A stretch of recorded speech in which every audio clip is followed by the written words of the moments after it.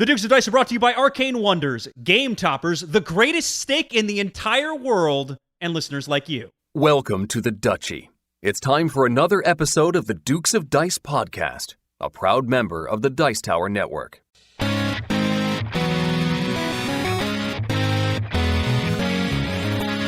Coming to you from the Duchy of the Duke City, Albuquerque, New Mexico, and the Gateway City, St. Louis, Missouri, it's the Dukes of Dice, a podcast about board, card, and occasionally role-playing games. Today, the Dukes are joined by special guest Jeremy Howard from Man vs. Meeple and Jambalaya Plays Games. Together, they'll take a look at Sorcerer City by Druid City Games. Then, the Dukes will take a look back at their review of We're Doomed. And now, the Dukes of Dice.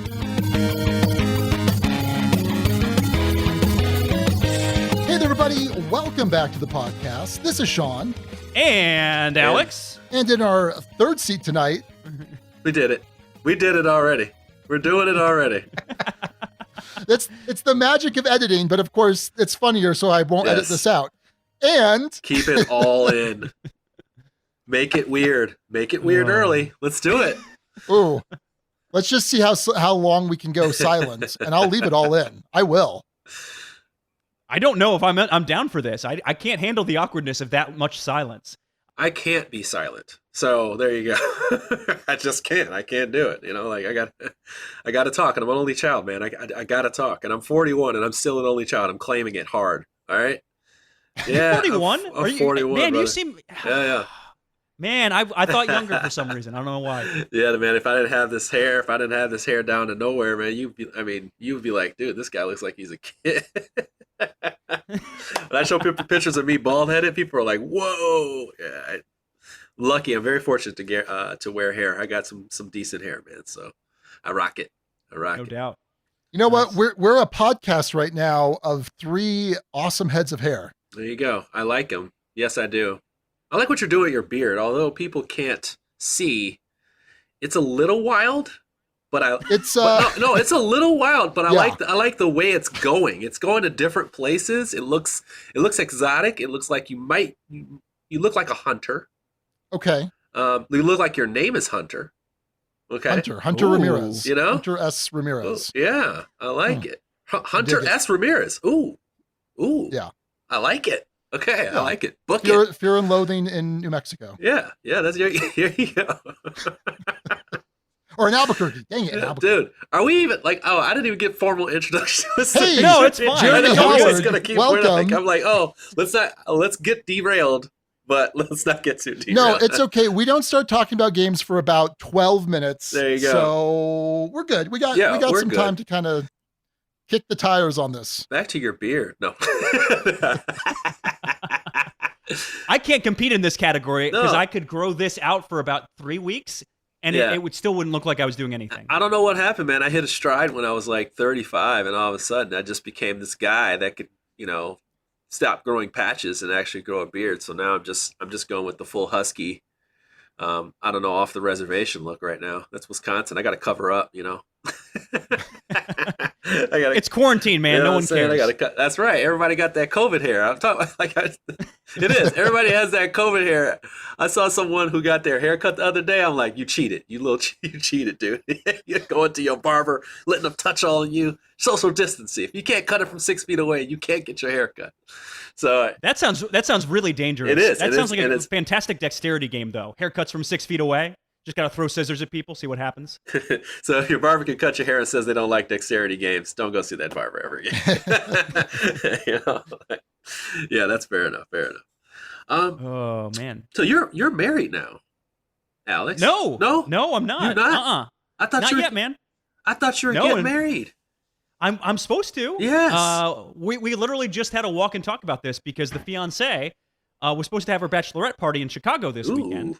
Which is a small group of friends. They were just going to stay in the Airbnb, not go out. They just wanted to hang out together, be chill. Really? One of them suddenly lost a sense of taste and smell, and may or may not have it. Is getting tested.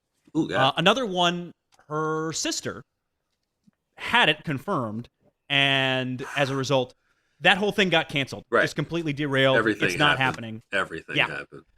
And so now we're rethinking. The date was supposed to be October 11th. It was going to be about 80 people. Yeah. That's not happening. Then we were going to do like 15 people in person, big on Zoom. That is even looking like it's not happening because the venue we're looking to do it at just laid off half their staff. Yeah. So it's not happening. So this is your move. I don't know. This is your move. Your move is to go against the grain. You got to go destination wedding, man. So here's the thing. I have the destination because I had the Gamers Ranch booked already for a bachelor party over Labor Day weekend. And so the thought process is have families, only immediate families, drive out, do the wedding out in the Gamers Ranch, 2 hours west of St. Louis. Have you heard of this place, Jeremy? I have not, sir. Oh, Jeremy, this place is heaven on earth. Yes. I'm not even kidding. Like, you got to look this place up. Really, sir? Oh, it's like 40 acres, isolated, couple hours, middle of nowhere. 400, 500 plus games, old HeroScape, drones, a disc golf course, hiking trails, a lake. Yeah, it's a shame that more people haven't heard of this insane place. Wow. I'm just saying. Yeah. This sounds like Great America for gamers. Not far off. Far off. I was gonna say not far off. Yeah. So that's the Dukes of Wedding. Yeah. So, by the way, this is Jeremy Howard yes, from sir. versus Meeple and Jambalaya Plays Games. Talking adult talk. Here we go. Yeah. No, look, hey, typically this is the part of the show that's reserved for dieting, and instead we're talking weddings. Oh, so there you go. Maybe we need to rotate our adult topics every episode. I don't know. Dude, you gotta switch it up every single time. You could just riff into something every single time.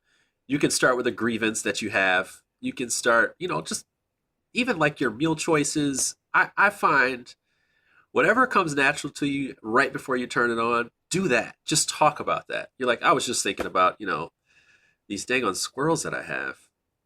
I have this squirrel. Okay, so since I thought of the squirrel, I'm going to think about the rabbit instead. The rabbit. Okay?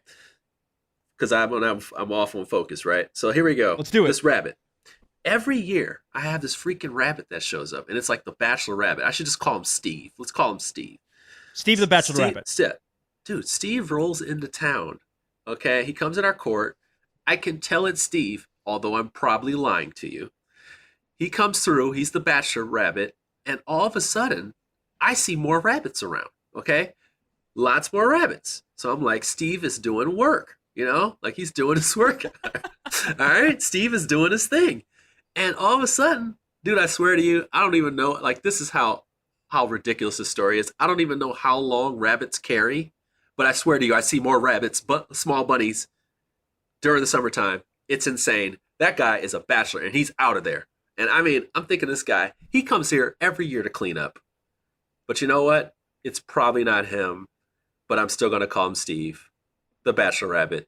And he's been coming here for 5 years. That's even better. Wow. That's even a better story right there. That's a little extra right there. How long do rabbits typically live? I think I need to fact check this. Yeah. Well, I just looked it up. The rabbit gestation period is somewhere around 30 to 40 days. Sometimes as short as 27 days. Oh, so it's so possible. It's so possible. That's enough fact for me. Okay. Well, it's true. Is that where the phrase comes from? Like rabbits? Yep. I hate to burst your bubble.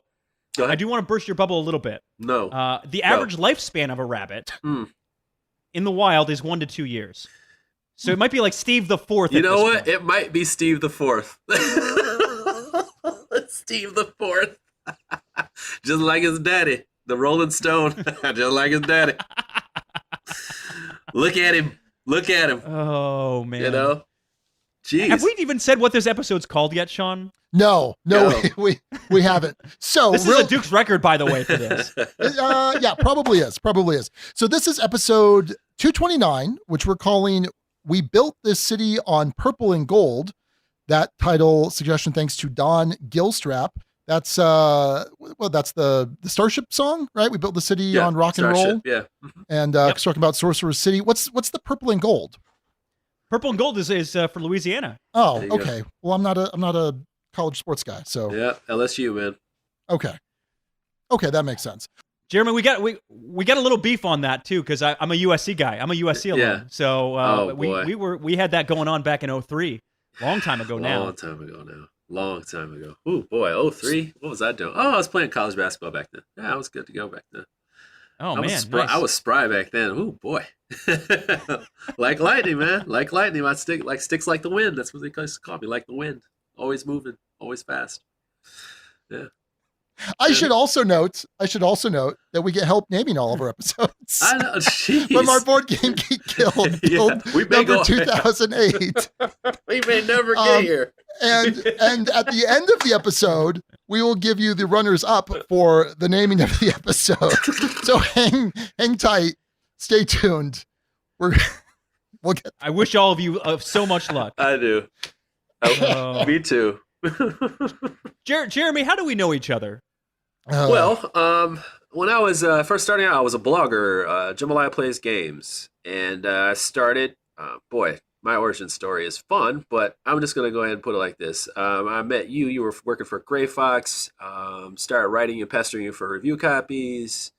I believe the first game you gave me was Harvest Dice, and just doing a couple things there with it. But when you have like 15 readers a day, there's not, there's this thing called return on investment, or ROI, and I learned that lesson when I was requesting bigger and better things.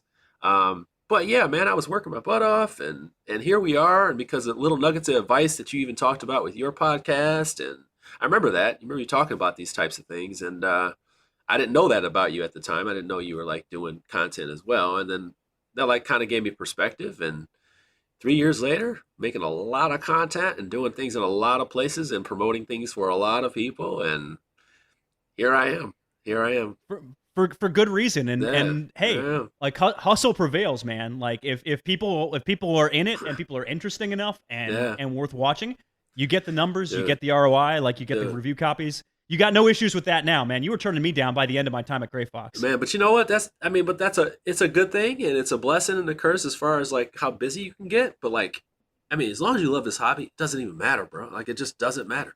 And you hope to get better at what you're doing, and I feel like I am, but I'm always going to be a work in progress, and I'm fine with that, but I will continue to work hard. I won't get fat. I won't get fat on my whatever the success is right now, but I will be fatter probably. All right. Probably. I love donuts, and I love things with cream in them, which is even worse. I like things with frosting and cream, and that's not good for you. So not usually. So I will get fatter in both ways. I don't want to get fat with my success, and I will try not to get as fat with my love of desserts. So there you go.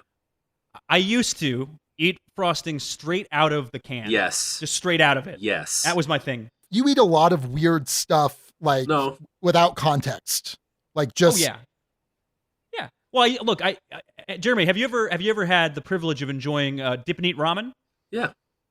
Yeah. Okay. Like just, dude, like, okay, so I used to eat everything out of a can. Okay. So back in the day, like, because I grew up, like I ate everything out of tins and stuff like that, and like, like hot dogs all the time, bologna, Spam, sardines. And then as I got older, like I had a hard time kicking that stuff. And I was in the military. And then I just had a hard time kicking it. When I became single, I wasn't the best cook. I was a good cook, but I would take the easy route. So like I would just eat stuff out of a can. And my wife, when she started, she was like, dude, you can't eat like this. Like I was eating fruit cocktail out of the jar that like with all the just all the goo in it. And like I was enjoying it. I was like, I love life. And then I became an orb. Like I became fat dad before I became a dad. And yeah, like I had to cut it down, man. I had to cut that stuff down because that was a tough time. But I had to kick that can thing, man. Don't do it. If you got a can now, don't do it. Nothing. Well, we're now 18 minutes 30 seconds in. It's time to talk board games, I think. Woo! You want to jump in? Woo! Let's jump in. Let's do it, man. Let's do it. Jeremy, what do you want to talk about first? What are some recent plays? I know you have a ton of stuff behind you that folks, if they could see you, would be jealous of. I just play Raiders of Scythia. Raiders of Scythia is coming out very soon. It is by Renegade and Garful Games. It is a spiritual sequel to Raiders of the North Sea. It has a lot of things in common. You're going to be placing a worker. This has 4 different locations, and you have your town, and then you have a whole bunch of places you can raid, other countries you can raid. And you are gathering resources by placing a worker, taking action, taking it off, and taking an action. You are raiding places, and when you raid them, you're going to get resources and a different worker. Raiders of the North Sea. Things that are different. Now that, those little quest things that you can turn in stuff for, like the livestock, gold, and whatever, that spot that was kind of useless. Now, every time you raid, you're going to flip over one of those tokens. One of those things now. So you'll have like missions all over the board now in those spots. They're not empty anymore. So you'll unveil them, and then people can complete them. So there's another thing that's going on.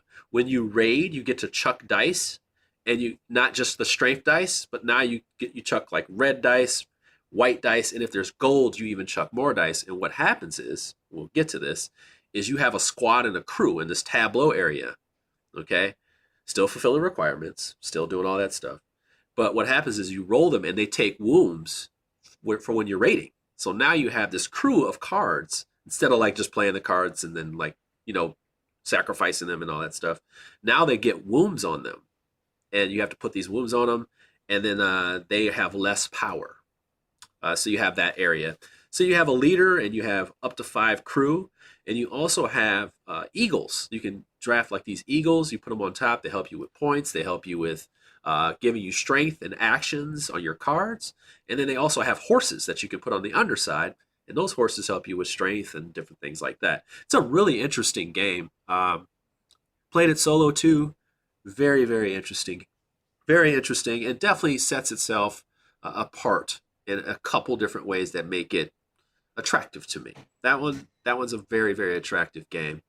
Another one is Monumental. That one, that's a deck builder. It has a 3x3 deck builder mechanic where you're basically taking your city. It's supposed to be sort of, civilization building. Activate one row, activate one column, which is different. You're still buying it from market rows, but you're going through 3 ages of cards as you buy the market row, and you're building monuments on your dudes on the map board that you've created. And you can go across there and explore or conquer. And when you do, you kind of trigger your ability and your cultures and things like that as you go along, because it's got some interesting little things going on to it that like include your culture policies that help you trigger more combos off of your deck as you go through them. There's a nice little thing in there where when you buy cards, they go on top of your deck instead of like in your discard pile. So like as soon as you build something, you get that juicy effect of like, ooh, I get to use this right away. So it's like, I bought it, I get to use it. I bought it, I get to use it, which is always a good payoff. I'm into games that give me overpowered feelings, or they continue to reward me, which is really nice. And I'm not usually into Civ games, and this one moves along faster at lower player counts. At higher player counts, that's where the challenges begin, because you can trigger off so much. You're basically activating 6 cards every turn, so it's like 5 cards. So if you got combos and culture cards under them and all that stuff. But that's a really, really, really good game. It just came off a Kickstarter with the new expansion. I'm excited where that game goes, because it is super high production, ridiculously high production. But it does pay off if that's your thing. If you are into Civ games, or maybe just not maybe, this is a pricey one. I would never tell anybody what to do with their money. But that one's worth a dive, at least, to take a look at. A deep dive while it's in Pledge Manager. But games for days, man. I can talk games for days. No, I know. My big fear with those kind of games with that extra high production value is always how much of it is style and how much of it is backed up by substance. That's the hardest thing with this one. It is the hardest thing with this one. It is such a high price. We're going to talk about a game like that today. But it's such a high price. It's a premium game, but it's selling you premium. It's not hiding it. When these games like this, I usually don't say for what it is, but like this is one of those games that'll test you and say, hey, like for what it is, are you going to pay this amount? Could you just get the chips? And you have a chip theory game, but even chip theory has a premium on their stuff, with their production. So I respect it, but it also prices some people out, and I understand their frustration if it does. But I would tell you, if you were to take that bigger dive, you would get your money's worth, and you would probably get your value if you sold it. So I think that's a strong enough, case for it if that's what you want, you're looking for. But that deck building mechanic of activating a row and a column in a 3x3 setup, is really, really interesting. And how you develop your hero or warrior is really cool. They also have like a monsters module, so they actually have physical monsters that you can put out there. They have heroes from in time, so they have like Benjamin Franklin. They have like like all these different. Yeah, I know, it's crazy. So they really went all in. And this recent one was like African empires, and they really went back to like they even went back to a queen that was a warrior queen that I had heard about vaguely in history, and I was just like, holy crap, like they really went in, like. So are you asking for all that? No, you're not. You're just not. You're walking into this box, you're seeing a civilization deck builder. Is it a Civ game? Debatable. But you are building cards that help you trigger abilities by attaching these monuments through time. And you can lean into it a little bit more with those heroes that trigger when you're out on the dudes on the map part of the game, which is definitely a lower output part of the game. You can basically not fight at all in that game. And it's deterministic, so like if you have 3 and I have 2, I just run you over. So it's not like it's exciting, let's throw the dice out, plus this card, minus that card. It's just not. It's not. That's one thing they need to work on with this one if it's going to have longevity is combat. That's actually a little bit more of a deep dive into Monumental. You're not cutting me off either. I'm like, oh boy, we're not. Why would I do that? We can go hard. You got good thoughts. I don't want to jump on you, man. I'm like, hold on now. I can go deep now. You better watch. No, hey, this can be the Jeremy Howard show featuring the Dukes of Dice. It's fine by me. Have you heard of Tekhenu? Yeah. Have you heard of Tekhenu? Which is coming. It's Tekhenu. Yeah, Tekhenu. Now I'm going to show you the box. You guys can't like see a rolled taco, because those are this one right here. Tekhenu. That's coming from. Oh, this one. Yeah. It's coming from Board and Dice. I've heard of this game. Yeah, I just played it. Okay. Just played it. That one's really, really Who's the designer on this one? It's a familiar designer, So this is Ticini, right? This is Ticini. Daniel Ticini. Ticini. Yeah. Oh wow, Ticini or Ticini? I think it's Danielle Ticini. Danielle Tahini. Oh my gosh. Oh my gosh. Do not. What are we doing? You know how people get about that kind of stuff. That one's a really, really interesting game. If you play Teotihuacan, you will have some feelings of that same kind of weight. But what you're basically doing is this has this big old obelisk that's standing in the middle of the board. As that turns around, there's like a kind of a little kind of like circle around it, and it takes the dice and it manipulates the dice into like a light faded and then like a dark, forbidden dark. And what you're doing is you're taking actions by taking those die and putting them in different places, praising them to gods. So like, one side is like you're making a statue for the gods or you're making a statue for the people. Another one is like you are raising up agriculture for specific things, and that gives you a kickback. And at the scoring time, you score by how many of those lanes you dominate in. You can trick out your technical cards, your in-game cards. You can kind of do this little board area, just like in Teotihuacan, when you have like a 5x5 grid area. You start putting your workers on top of that, and you kind of score combos by lanes. They have that as well. They have this cool little thing with people happiness. So you have your population, and you kind of stretch that out, and then you have your happiness. And the more you do that, your culture expands, and you get access to more of these tech cards and more of these in-game rewards because your people are happy, and you are expanding your population at the same time. So that's kind of an interesting part, but you know that you're only going to have 16 actions the entire game. Because every two dice you get, there's like a rotation, and all the dice change as their effectiveness changes, because some of them are darkened. They're in the shading side. There's a light, shade, and a dark. And as those dice change, the values of what they can do for you changes, because sometimes you'll have a whole bunch of forbidden dice on one part, and you can't take that action. So it's like one action may be closed out, and you got to wait for the next go around. You only have 16 actions. So it's like, and then you have a scoring part every four dice. And you're just like, oh my God, like I got to get this together. I got to get this engine together, before the next scoring phase. But then also you don't want to waste actions, and producing is an action, but it gives you a lot of stuff, but it's also a waste of a turn. sorta, like sorta. So there's a lot of these little small decisions, and like I said, it's like Teotihuacan. You'll never get everything done. And there's a little bit of like stabby kind of stuff because it's like, hey, like I want this die, and I cannot let that person get this die. And the juicy dice, they rarely appear. They're always there, and that person wants them, and you have to have it too. So there's a lot of that. There's actually like a very Euro-y game with a lot of interaction, which I do like that. I do like that quite a bit. But you can't get greedy. You got to make the best of your 16 actions. So that's the coolest part. There's like this anxiety kind of choice, and it happens like at least 5 or 6 times, which is good for a Euro game. You got 2 hours and you're making these strategic decisions. You got 5 or 6 moments where you're just like, holy crap, like, what am I going to do? Please don't take that die, and you're like, oh, well, maybe on the next rotation, they'll let it go. And then they take it. You're like, no. So it's a really good game to poke each other at and also just have a good time. That game is really fun. Tekhenu coming soon. That's coming in August, by the way.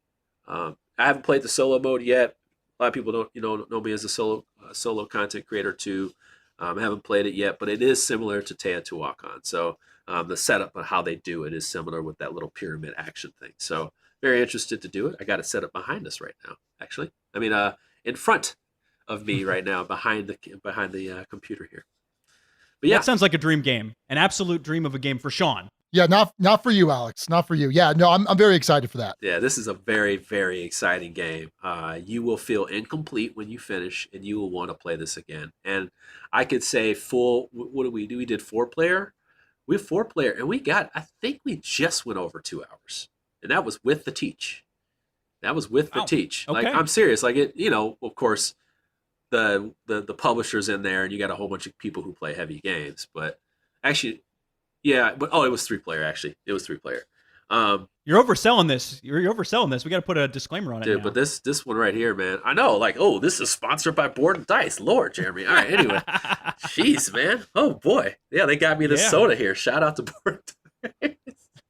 They're good folks. We were partnered with them when I was at Grey Fox. Yeah, we were co-publishing agreement. Anyway, those are my homies, man. Those are my homies, man. They're silly. They're silly gooses over there. Silly gooses. All right, Sean, what have you been playing? Yeah, so I picked up actually a bunch of games recently over at our local Empire board game library. They recently reopened. They were permitted to reopen under the our governor's COVID orders. However, we just learned today they have to shut back down. So, yeah. But when they first opened, I went in, I bought a bunch of games. I bought Dominant Species, game that I love, have played a bunch, but have never owned. I picked up, now I don't remember. What else I pick up? Well, the one I'll talk about, though, is Masters of Renaissance, Lorenzo Il Magnifico, the card game. And I think that's the first time I said Lorenzo Il Magnifico correctly without stumbling over it. Wow. Okay. I'm going to give myself a pat on the back. Anyway, so this is a card game by Cranio Creations, designed by Simone Luciani, a sometimes design partner of Daniele Ticini and Nestor Magnone. And I love Lorenzo Il Magnifico. Raquel loves it. One of our favorite games. It's a 6 for me. It's probably a 6 for her. Alex, I think you would like this game well enough. Jeremy, have you played the original Lorenzo? I have not, and I was thinking about getting. Oh no, I'm thinking about Marco Polo. But oh no, I have played Lorenzo Magnifico. I have with the towers. Yes, with the towers. Yeah, with the towers. Not my favorite game, man. Okay, fair enough. Yeah, I was like, it's all right. It's a fantastic midweight, slightly on the heavier side of midweight Euro. Mm-hmm. I really enjoy it. And so I saw that this was coming out and Raquel I knew would be really interested. So we played it and it was good. It wasn't great. It didn't rise to the levels of the original Lorenzo. It borrows a lot in terms of the iconography and in some of the underlying concepts, but it's a simpler game. It's not really a card game. I mean, cards are the main component, but you're still kind of setting out this board and you're building a tableau. It's, is this the whole.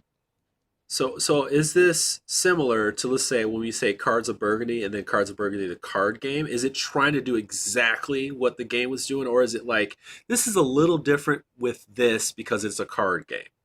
Or is it just taking something out and you're like, why did they take that out? I mean, give me something. Yeah, I think it's definitely, it was using some of the elements of Lorenzo and putting it into a different package. So like it has some of the underlying DNA, but the mechanics are fairly different. So what you're trying to do in Masters of Renaissance is basically still get points. It's still a Euro game, and you have one of three actions that you take every turn. You either buy a card that's going to get added to your player board, you take resources, or you run your engine. And that's where you activate the cards that you've acquired, which is a concept from the main game, from the original Lorenzo, which is one of my favorite parts because you're building this little engine where you're putting certain resources in to get more resources of another type or to get victory points, etc. And I like Le Havre is one of my favorite Euro games where that's all you're doing is just turning one resource into another to turn into another. And so that's here. And your tableau only has 3 spots, and there are different colors of cards that do different things, sort of like in regular Lorenzo. And in each of your spots, you have to build a level 1 card before you can upgrade it to a level 2 card all the way up to level 3, but you're getting rid of the cards below them. They're worth a certain amount of points at the end of the game. Now, what's really interesting here, what I really thought was cool, is the resource system. So there are, there's stone, there's wood, cloth, I think. I mean, basic Euro resources, but it uses this tray of marbles, and it's basically a 3x4 grid of marbles. Okay. And you choose to get all of the resources of one column or row that corresponds to the color of each marble in that column or row. And then when you do that, there's a marble that's on the side, and you kind of push it over so the row or column shifts by 1. The one marble gets pushed out is now the next marble that someone else can use. Really interesting. It was pretty neat. I liked it. So overall, it was okay. What was kind of frustrating to me is Raquel and I could play regular Lorenzo in about the same time frame. Okay. That's weird. Yeah, that's weird. Or do you think that was just a learning game thing, though? No, I don't think so, because we played it at a pretty good clip, and it wasn't a difficult rule set, and it wasn't. I think having played Lorenzo certainly helped us with these rules. Yeah, but at the same time, for what you expect to kind of be a simpler, shorter game, it really wasn't that. And so if I can play something with the same amount of setup time, roughly the same amount of table space, I'd probably pick the higher complexity game. That's why I worry about like certain things where it's like the card game. You think to yourself, like, is it going to just be longer, or right? You have to decide, like, is that worth it? What are they trying to do? Because with cards, of course, what the problem with cards, if you're making it into a board, is you're going to have to like slide them together. They're always going to be kind of separated, and of course, you don't want that, right? So yeah. We're gonna give it a couple more tries. I mean, it was fun and we both enjoyed it. If we could have played it significantly faster, or if it took up less space, or if it was more portable so you can play on a smaller surface, that would be one thing. Yeah. But it was okay. I think it's worth checking out, and it's probably not going to leave my collection anytime soon. But yeah, I feel you. So that's Masters of Renaissance, Lorenzo Il Magnifico, the card game. Huh. Alex, what you got? I got a new Welcome To game. Jeremy, I don't know how big of a fan you are of Welcome To, that whole series. Just sort of a big fan. Okay. Have you played New Las Vegas yet? I have not played New Las Vegas, though. Ooh. Okay. So I just scooped this up from Miniature Market not too long ago. Abby is a ginormous fan of Welcome To. Okay. We have all of the expansion maps. We have some of the mats. It's a game series she really likes. We scooped up Welcome To New Las Vegas. It says it very clearly on the back. You should have played Welcome to first. This is a standalone game, but don't play this without having played Welcome to. That box is not lying. That box is 100% telling the truth on this subject. So, I'll show you as an example. In normal Welcome to, everything is on one sheet, is on the front sheet of your score pack. This takes up the whole main sheet and the entire back of the sheet. So you actually need 2 sheets per player to play. Yes, I remember that. I do remember that. It's beefy. And there's some complicated things going on with this. So Welcome to, for folks who don't know, it's oftentimes misnamed as a roll and write. It has no dice at all. It's a flip and fill is sort of the term that has gotten thrown out there. Rando writer. There's different names for it, but basically the core of this game in Welcome to New Las Vegas and Welcome to is the same. You have 3 cards, 3 decks of cards. The top card is flipped over. You see a number. You see an action. You take a pair. Everyone can take the same pair, different pairs, whatever else, and then you draw them on your own map. In the case of Welcome to New Las Vegas, you're building casinos.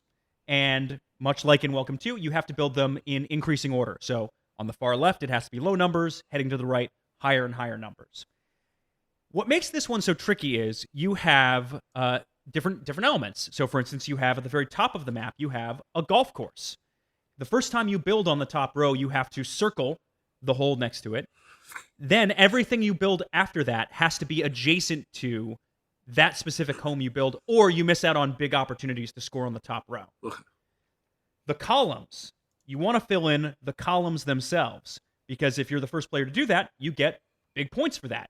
If someone else fills out a column before you do, you have to mark off part of the top of the building, and then if you complete that column later, congrats, you get basically half points or fewer points for that.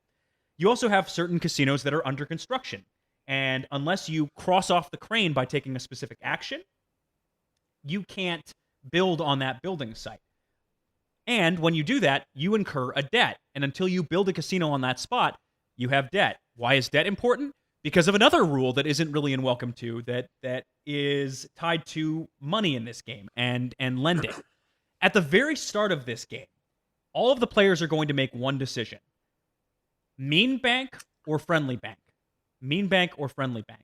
Okay. If all of the players vote for friendly bank, there is more money available to kind of cover up for either unpaid cranes or other issues you run into where you would incur debt.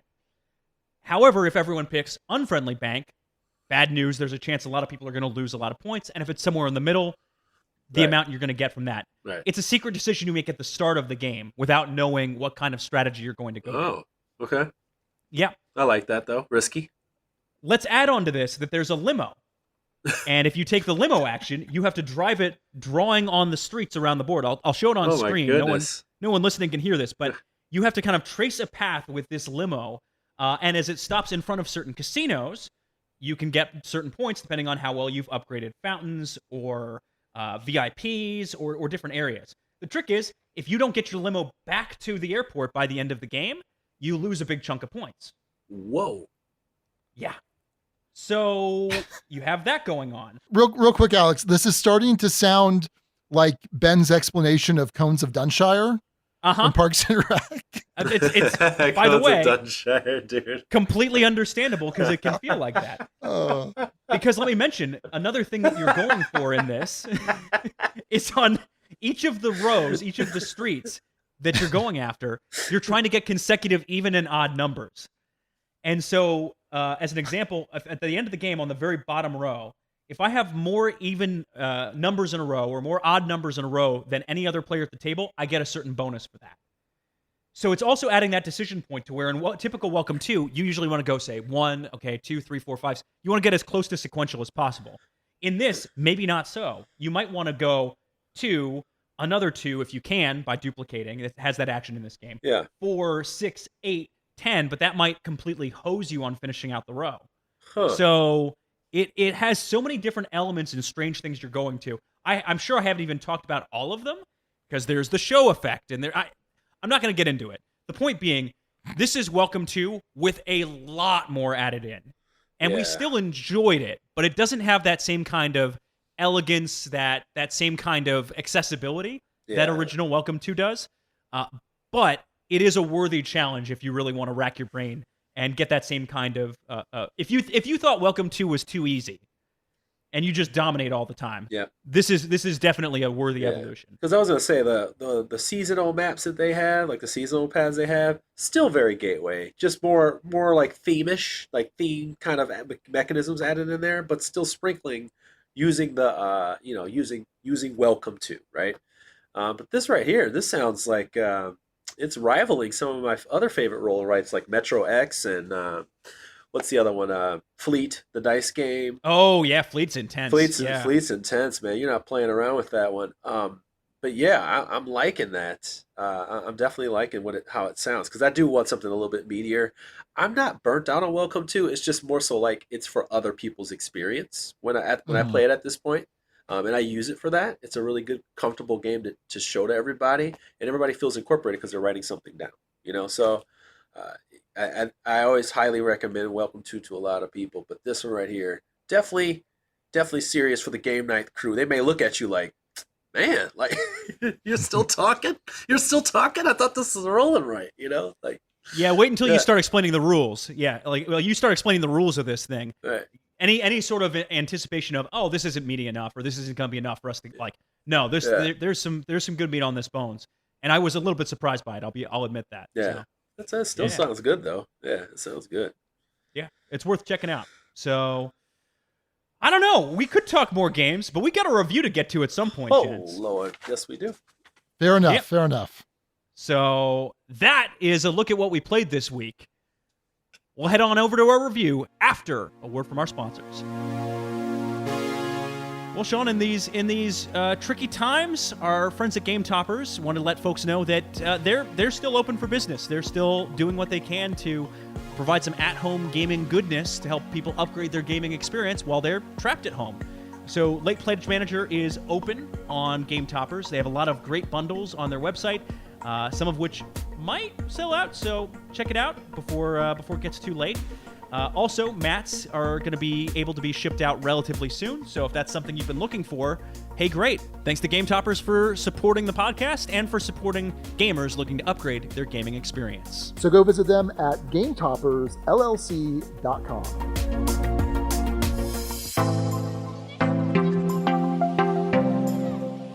Sean, we have to come up with some sort of way to open up this ad for Aquatica coming soon from Arcane Wonders in October. I'm trying to think of a good way to do it. So here's my suggestion, Sean. So you let me know. I'll give one, you'll give one, and we'll go with a better one. So mine would just be going, under the sea, and then just get into it from there. What do you think? Oh, no. Here's what I would do. I would do kind of the like, we're having a natural conversation and we just happen to be talking about our sponsor and one of their games. Oh. We'll go like this. Oh, okay. Hey, Alex. Hey, Sean. How are you today? Oh, I'm pretty well. No, stop. Okay. Hey, Alex. Hey, Sean. Do you ever feel? Am I supposed to not interrupt you? Sorry. Do you ever feel, as an American citizen, that we don't get all of the good games over here? Like we're just nothing gets released over here, Alex. It is unfair. The shelves are so empty all the time. It is unfair. It is unpatriotic. And frankly, I'm just in shock that quality games aren't available here in the U.S., Alex. But thankfully, Arcane Wonders is bringing over a fantastic game like Aquatica, which, Alex, you've played. I have played it. But hasn't been available for American distribution as part of some KGB plot to keep gamers. Oh, right, they're the GRU now, right? They're technically the GRU. Oh. So anyway, that would be my pitch to start it off, Alex. I think that's fine. So, or we could just tell the great people about Aquatica, a hand management, engine building, card drafting game set under the sea with fantastic monsters and brave heroes as you battle with other players to conquer the sea. I have played this. I have enjoyed this, honestly. This is a game that has gotten the Dice Tower Seal of Excellence. This will be published under the Dice Tower Essentials line, and it's set to be available in the U.S. in October. And Sean, I think you'll actually like this one a lot. Yeah, no, I'm looking at it now, and the art looks fantastic. I love my card games, so I'm definitely excited for this to finally come over to the U.S. Yeah. Finally. Ugh. Bunch of anti-American whatevers. Oh boy. This is the most controversial ad. Anyway, if you want to find out more about Aquatica and all of the other amazing board games that Arcane Wonders has to offer, head on over to their website at arcanewonders.com. And remember, it's never a blunder when you go with Arcane Wonders. Time pressure. A city to build, magic flowing, monsters looking to destroy it all. It's a big box. There's a lot going on. But does it deliver? Is it actually fun at the core of it all? Is this game more style or substance? We're talking Sorcerer City. Every year, Sorcerer City's built and rebuilt in magical new ways, with city blocks moving and rotating in crazy directions. You and your fellow players are rival wizard architects in charge of building the same district over 5 years, expanding and rebuilding to gain the most money, influence, raw magic, and prestige. Unfortunately, the Sorcerer City has a bit of a monster problem, so you must work hard to mitigate the effects of marauding creatures that attack your district. Architects compete against each other for the title of head wizard. The goal of Sorcerer City is basically to be crowned the head wizard by getting the most prestige points over 5 years, or 5 rounds. This game, Sorcerer City, is published by Druid City Games. It's designed by Scott Caputo of Voluspa fame, for any of you pigheads out there. It lasts about 45 to 60 minutes, and I'm just going to very briefly do a rules overview. Like I said, it's 5 rounds, and in each round, you're going to be laying out your own individual deck of tiles, these square tiles, into your own personal district of the city. Everyone's got the same deck, sort of, to start the game. I'm gonna say deck. It's a bunch of tiles. I'm gonna keep saying deck, and everyone needs to get over it. Hey, that's fair. It's fair. It's a deck. It is a deck of tiles. It is a deck of tiles. It's a tile builder and a tile layer at the same time. So what's really cool about this is that there's not a lot of room for AP in this game. It's a tile laying game where you're laying your tiles out in your own district, but it's timed. You've got 2 minutes. That's all you got, so there's no time for AP. And all of these square tiles have some combination of colors, yellow, red, green, and purple, that also correspond to those 4 resources I talked about. Some of the tiles are going to be 1 color. Some of them are going to be 2, 3, 4 color. It really just depends. The tiles, some of them at least, are also going to have these scoring shields on them. They're going to tell you how to score the different resources when you're done building, based on either contiguous squares that are lined up, or sometimes they want colors in a row or column. Also, other times they want the shields next to other shields. Lots of different ways. And you're trying to basically figure out how to do this best, drawing just 1 tile from the deck at a time. You've got to place it adjacent, orthogonally adjacent to a pre-existing tile in your district. And then after the 2 minutes, if you've placed all your tiles, you're doing great. If not, too bad. Now you're going to score. So based on the shields that you've placed out, based on how you laid out your tiles in your district, you're going to score magic, prestige, influence, and money. Now, the interesting thing is the magic, the raw magic, is kind of a wild. You can pump all of that into one of your other 3 resources, and you get to choose which one you do. And the interesting part here is that you're going to all choose where you're dumping your raw magic simultaneously. And you're doing that for a couple interesting reasons, which we'll kind of get to in the discussion. So that's the only real use raw magic has, although there's some higher tiles that can give you some other bonuses from it. Now, what you need these other resources for is pretty simple. Prestige, that's points. That's easy. Money is going to let you buy new market tiles, which get added to your deck, which might be more powerful. And then the influence is pretty interesting. The influence is going to determine who gets the influence rewards. So based on who gets first, second, third, fourth, you're going to get some cool bonus, some cool game-breaking ability that might just apply just then or might give you effects throughout the rest of the game. You're also going to get some bonus prestige points. And then everything is going to reset. So after you've used all of your money, after you've used all of your influence, etc., everything resets for the next round. Before you start shuffling up your tiles, though, you're going to have to shuffle in some monsters. There are monsters that come out in rounds 1, 2, 3, and 4, and they're going to kind of spice things up. We'll probably talk about them more in the actual game itself. At the end of the game, whoever has the most prestige points is the winner of Sorcerer City. I think that covers most of it. So, Jeremy, what we usually talk about first is what were our expectations? What did we know about the game before we started playing, and whether or not that affected what we thought about it? So why don't you start? Okay, so the interesting story about this is when I was in my first year of content creating, which was 3 years ago. So like in that year or so, Sorcerer City was in prototype form at the time, and I played it, sorta didn't get it right away, and I kind of let it go. But then as time passed, I became a Scott Caputo fan, and kind of forgot that he had this design in his bag, So it was like when it when it was getting coming close to the market, I was like, all right, I'll put a flyer on this one. Why not? Right? I at least somewhat tried it. So I had that kind of coming into it. I didn't know what to expect, honestly, because of course, prototype to final can be two different things. Mechanisms can change, and that's where my head was at coming into it. So it was like, I guess there you go. That was a long-winded way of saying, I guess. So that was my expectation, I guess. Starting it. All right. Yeah, that's kind of how I felt going into this, I guess. You want me to get into how I actually felt about the game, though? No, we'll get there. Okay, we'll get there. All right. Bit by bit. All right. Sean, what were your first impressions before you played this?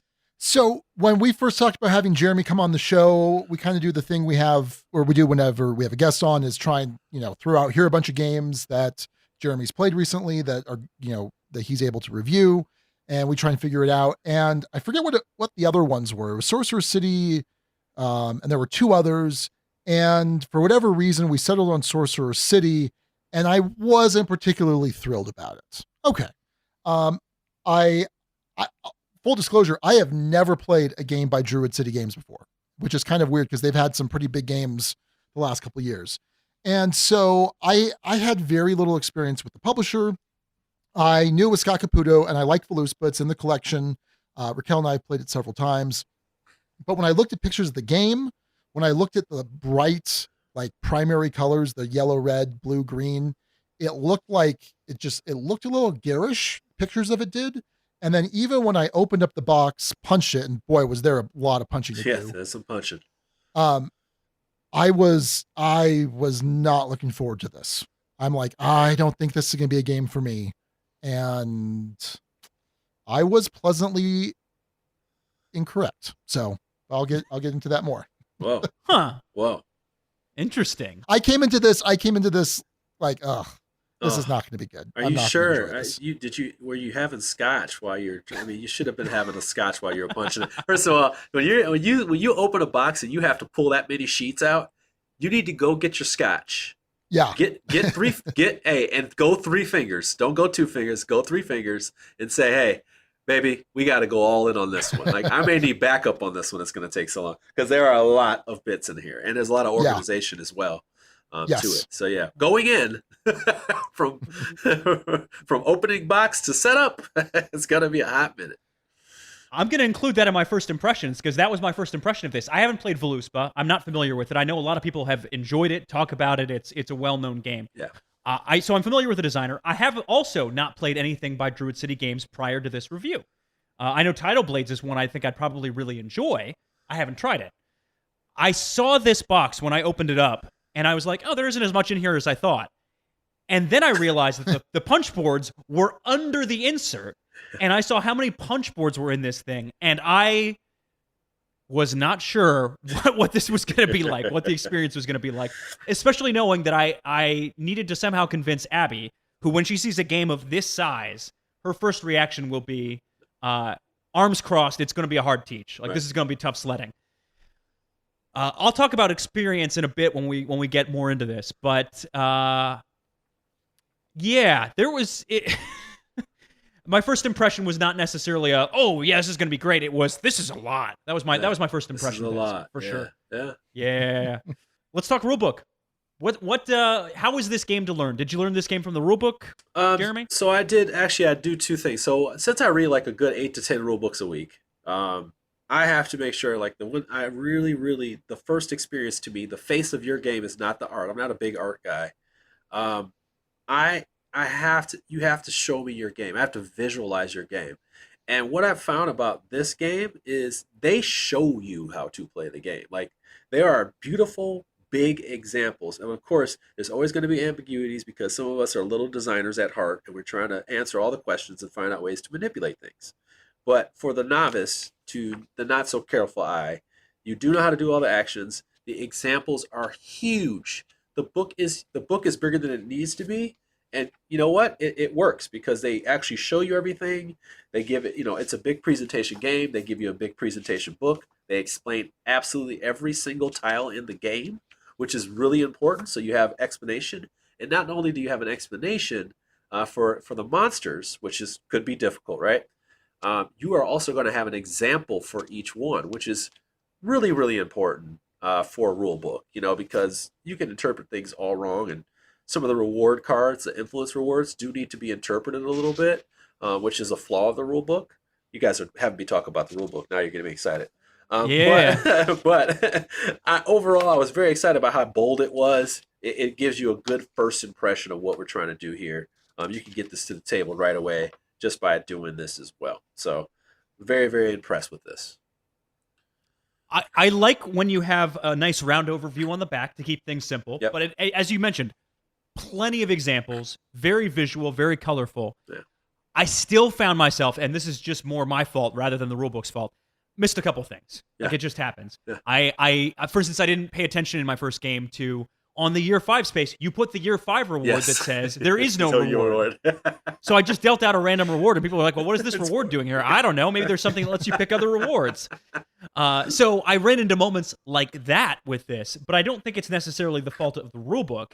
It's not a mechanically complex game necessarily, but it's a beefy game. No, it is a beefy game. There's a lot of stuff in there. So I think as well as they could have done, I think they did with this, though I have some beef with other elements of the game. I think the rulebook, for the job it was asked to do, did a reasonably good job. Yeah. Sean, did you feel the same way? Yeah, I was pretty pleased with the rulebook. There's even some nice little charts. So the GMT gamer in me likes seeing charts and feels at home. Like, just for the influence and buy phase, there's a little bit of, it's kind of hard to remember if there's a first and you're tied for first and second, and what happens to third. But there's a nice little chart for that I think makes that clear. I'll go ahead and give my quarantine caveat right now. This plays up to 6. I only played this at 1 and 2, solo and 2 player. Oh, really? Okay. Just because of our situation. For we can have a talk about that. We got to expound upon that. Like, let's talk. We'll talk about that. Definitely. 4. I played it at 4. Yep, I played it at 5. I played it at 5, 1, 2, 5, 1, 2, and 3. So not 4. Yep. I played it at 1 and 4. Yeah. And we tried to do it again at 2, and it didn't happen. Yeah. So yeah, I have some experience, not the quite the range, but I think between the two Dukes, we'll get to a Jeremy Howard level of experience with this game as we talk through this. So, okay, that's rulebook. This next section is going to be as beefy as the game is, and this can be shorter, but art and components all jumbled up into one. Okay. This game, I think it makes a great first impression. I love the cover. I think that cover looks great on that game. Bold. The insert is both amazing and a little frustrating at the same time. Fire away. And I mentioned the insert first because there are a lot of bits to keep organized in this game. If you had no insert with this, it would be unacceptable. Disaster. It would be a crime against board games. Yes. And so they don't do that. They have a space for everything. And they live kind of on the outside little edges of the board. There's a little top layer to the insert that holds some of the player boards and the tokens themselves. I didn't do a great job of keeping those organized. That's kind of a little on me. Shocker. Yeah, shocker, I know. The problem is when you're trying to load that top layer of the insert on top of all of the other little tiles, I found repeatedly that it would keep like shifting them or bumping them loose or not quite settling in properly. And it's not the easiest game to put away. Because one, you have so many different tiles to sort out. The setup and breakdown on this thing is a bear. Yes, it's a bear. It's a bear. And the insert does a good job of organizing, but because the tiles are kind of faced to the outside and there isn't that other layer to kind of hold in the insert, it isn't quite as functional as I'd like. But compared to a lot of other inserts for games, we literally talked about Santa Monica a couple episodes ago. This is a mile past that one. Yeah. Santa Monica. Whoa. Oh, we went off on that one. Oh, we went off on that one, Jeremy. Yeah. I would have loved to have been on that episode. So the art on the cover, gorgeous. I think the individual art on the tiles looks great. I think the game, while garish a little bit, does actually look fine on the table ultimately. I have some issues with iconography, but I'll hold those for a little bit. I'm going to hold those back for just a second. Okay. Well, I absolutely love the insert. Because with a game this massive, if you're going to ask me to punch all this stuff, we're going to be switching in and out monsters. We're going to be organizing cards for player count. We're going to have all these coins over here. Plus, I may have the metal coins. Do those things fit? Yes, there's a spot for that. And your regular coins. I can figure out with a little wiggle room.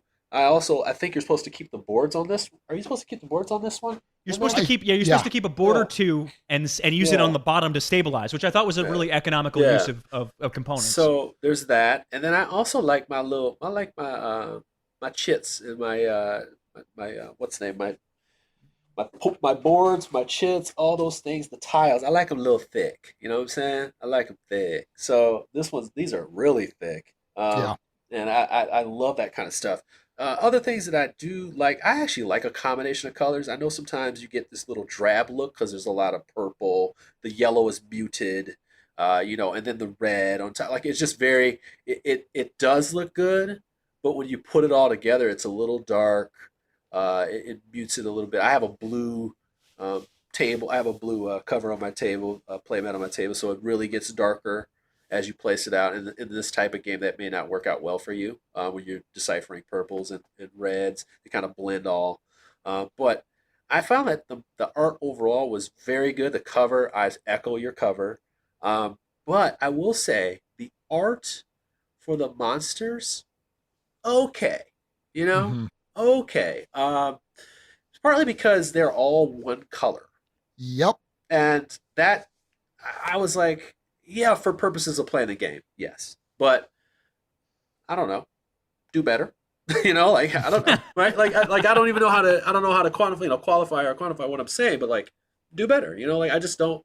I thought there was a better opportunity there, but I can visually see how that wouldn't work out perfectly. And that's like I said, it's a gripe. It's a minor gripe because the game overall, the components wise, and the presentation is off the charts and to my expectation of the games they produce. So they really do put their foot in it, as we say when we're cooking. So they put their foot into the production of games, and I feel it when I open this box. Sean, where are you at with this? Yeah, so I didn't have any issues with the insert like you're describing. So maybe you did get a defective insert, Alex. I doubt it. You've gotten defective inserts before. No, this wasn't the case. I'm just bad at putting stuff away. Yeah, it could be. So I really like the art on the back of the 6 sets of the magic transformation cards. The cards that you only use once per round to choose how you're transforming your raw magic into the other resources. And I wish there was more use of that art elsewhere in the game because I think it was really good. Jeremy, what you said about the monsters, I'm in 100% agreement with you. They're just gold.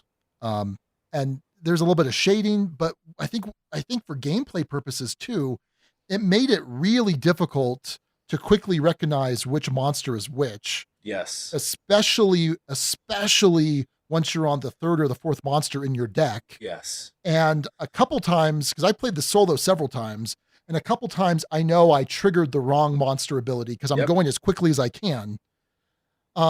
So it's technically a gameplay thing, but really if there had been something done differently to help differentiate the monsters, or even to have slightly underneath the monster, have some sort of iconography for that monster's effect. Like you just have to memorize what the monster does or look quickly at the reference card. So there's that.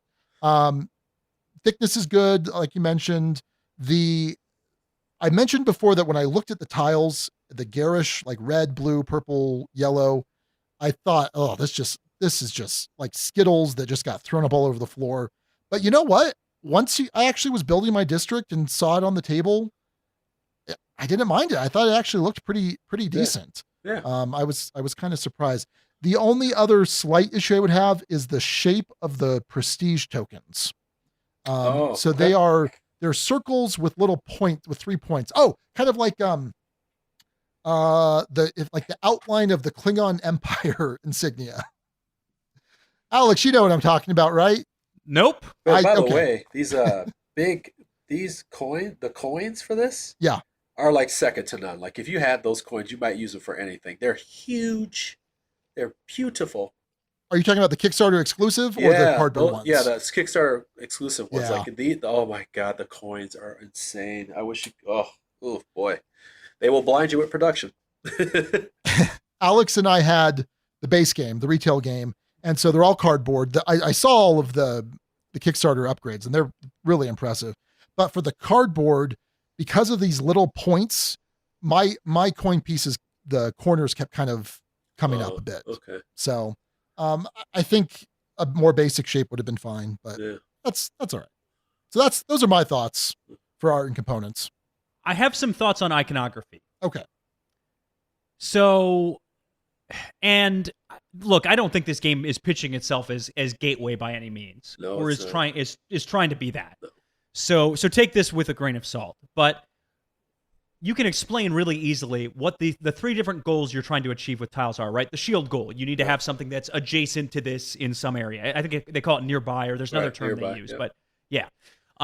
There's the other one, which is you have to have a big blob of them, some kind of big mass that could be in a line or could not be in a line. And then there's the more restrictive, must be in a line. That's how this set of tiles is going to score. The line makes perfect sense. I can see what that is. The L-shaped one, they kind of indicate the blob as an L shape. Yes. And the guess as to what that might be or should be is, this needs to be in an L shape. And you don't realize until you see all of those goals are in, say, an L shape, that no, it just needs to be in a blob of some sort, but it's not intuitive iconography with that.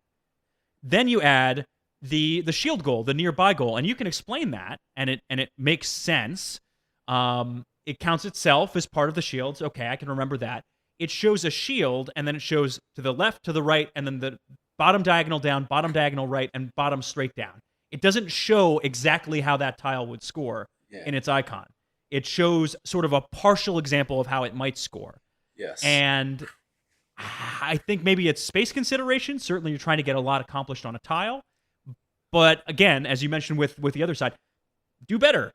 Do better with the iconography. You can make that clearer. You can make that crisper.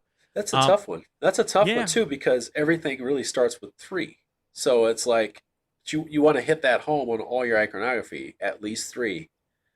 That's a tough choice, you know? That's what I always tell people, like, there's a choice, and people have to decide, hey, like, this is what we think translates well for everything.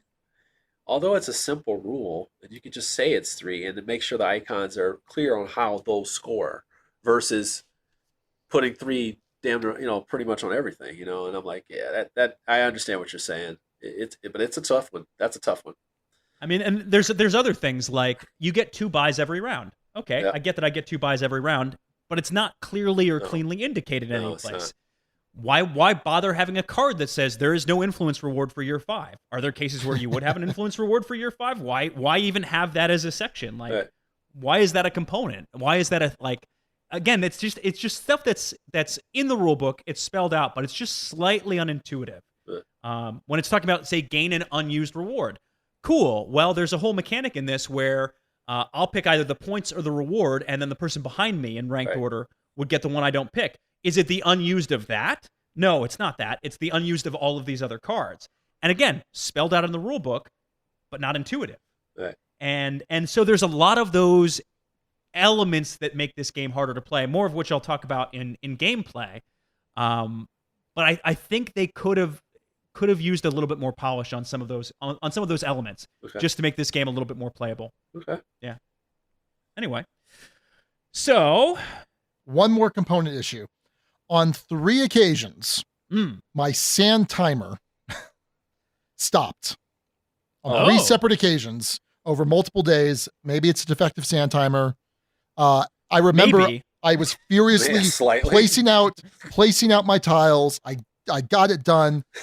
And Raquel's still going, and she's still got like 6 tiles to go. And I'm sitting back like, she's not going to finish. And I'm just waiting and waiting and waiting. And then I'm like, wait a second, the timer's not going. What the heck? God. And then the other issue is there's a link or there's a QR code for the app. Yep. So you can have a Sorcerer City app. I can't find it. Oh, I use the app. You can actually just go and download the app. That's what I thought. If I'm in at least the Apple you can just go. I went to the store. I just put Sorcerer City in there. Because I did that too. Yeah. And I'm just here. Let's see if maybe you misspelled sorcerer. Maybe. Let's see here. Sorcerer City. This is Sorcerer City. I see it. Timer. Sorcerer City Timer, official companion app. Oh, maybe I was spelling it OR. Yeah. I think never mind. That had to be it. Yep. Never mind. I withdraw my criticism of the app that I simply could not find. I'm going to piggyback with the app, though. I was going to come back with the app. The app is fantastic. And this is the coolest part about the app. It has the intense music with it. It has the adventure, crazy music with it to pump it up. So, nice and irritating, but also like epic at the same time. Yeah, it's got this epic kind of action music, and you're like, okay, I didn't know I needed this, but let's do it, So yeah, and it has like a rising sound, rising kind of epicness to the end. So it's coming. The end is coming. So very, very, very, very nice. Very nice. I was really impressed with the app. And of course, we don't always get to have an app for games, or we're kind of thrusted upon us and say, hey, you figure it out. This one was very quick, straightforward. And it also gives you the variance in times as well, because you have your variance in 1, 2, or 3 minutes. If you're into chaos, go for 1 minute. But yeah, I was quite, like I said, we've got to these components, I think, overall impressive. They put out premium stuff as far as their components go. They did not hold back with this one. Even this board, that's these little boards here that are cut in half for the markets and stuff like that. They're not flimsy. They are thick. So I like that kind of stuff. In terms of value for components at the very least, you definitely get your money's worth. The production on this is absolutely top notch as a whole. Not disputing that for sure. Not a light one. Not a light one. No. A light one. When you get that box, you're gonna be like, whoa. Yeah. So let's talk about gameplay though, because we talked all about the style, right? The game's got a lot of style to it. But is there enough substance to kind of keep you interested in this one? That's the question. That's the big one. And Jeremy, I don't know. I'm having a hard time reading you. Like, where are you at with this game? I'm hard to read, man, because I'm a tough one. I'm a tough one. What's funny is everybody thinks I like every game, or everybody just thinks I'm like I destroy everything. Well, here you go. Sorcerer City. Let's just start from one player perspective, and then let's go to the biggest one, because I can get a gauge of that. Because when you get to 1 and 3, you're good to go, I think. And 5 is just awesome. It's just a crazy thing. But when you start at the 1 player, you actually experience a 3-player game, I believe. It's a 3-player game, I believe. So you have cards that simulate what you're doing. But let's just focus on what you're actually doing. It's a very intense game, because what you're doing is laying out these tiles, and eventually you're going to add more tiles that are making your game, a little bit more focused on specific stuff. Now, as you start adding these monsters, which each one of them presents their different thing, as as Sean said in the beginning. But there's a big thing to me that really it does bother me, and it's like that's another design choice you have to understand. It's like all these monsters are so different, and you can get to the bad of the draw with that. Like, hey, I shuffled these monsters, and it's like, ooh, I got these, and for a first-time gamer, a first-time player of the game, they could get hit up with like 3 monsters in a row that just really stifle everybody's experience. Like, they just don't work. It's enough on its own to play the tiles, deal with the rules of just tile laying, and you can play the game out that way. And by the way, it's okay if you don't play with monsters at all. It really is. It's okay. if you got that kind of novice crew, you're playing with little kids, you can pull it off. It's okay. But, like if you do get the wrong combo of these monsters, it can be tough. Almost too tough and almost not fun. Especially for a first-time player. And that's big for me. When you're a first-time player, what can the experience be like? Now, for me, I knew that I was getting into a meatier experience after that. Like, once I started reading the rulebook, I was like, oh, this has got more going on than I thought. And when you play about 2 rounds, you start to go, whoa, hold on now. First of all, I got to worry about how these monsters are rolling out. Maybe this one takes away the corners that I have, or maybe this one destroys all the blocks around it. You're like, holy cow. And it's also when the order of that tile comes out, that can be devastating. Happens early in the round, you're fine. Happens in the middle of the round, you're trying to, pull something out. It's a disaster. And I don't know if people are ready for that interaction. It's player interaction in your deck of tiles. You know what I'm saying? Like, so your deck can destroy you. And I don't necessarily know if that's good or bad for you. For me, I like the challenge. I'm always a person that's up for the challenge. If a game is brutal to me, I'm the guy who can play Super Meat Boy and take the L 50 times.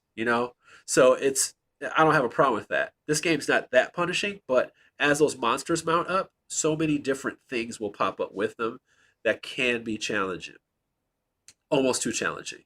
Another thing I think that was kind of interesting, and this is once again a first player experience, is how you're going to flip over those cards and expose your prestige. Like, how am I going to spend this magic? And there's definitely like a front runner thing of like, hey, we know what that person's going to be using this for. There's also a point of, when people get closer to 20, they get an extra buy action, I believe. So there's a thing. It's like, well, maybe they'll just spend it on this time because they want to buy something extra. Maybe I'll change up how my tiles work this time. But it just, sometimes those can be really eventful and fun, but then at the same time, they can be like, whatever. And I just, that's a thing. And that's a thing. The market part is perfect. Like, the market part is perfect because you can wipe the market. You can wipe it, just be like, I don't want these. And you can get back in there and buy. And that's pretty much what everybody wants to do.